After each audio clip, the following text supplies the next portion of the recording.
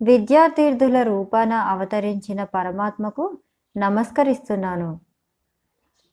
విద్యాతీర్థ రూపాన జ్ఞానస్వరూపుడై తలచిన వారందరి పాపాన్ని నశింపచేసి పవిత్రులను చేసే భగవంతునికి నమస్కరిస్తున్నాను.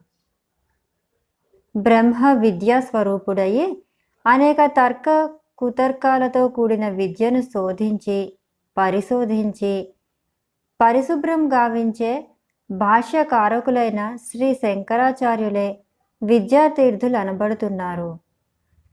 సరస్వతీదేవి ఏ ప్రవర్తన ఆశ్రయించి మలిన పంకాల నుండి పరిరక్షింపబడి అందరి చేత పూజలు అందుకుంటున్నారో అట్టి శంకరునికి నమస్కరిస్తున్నాను.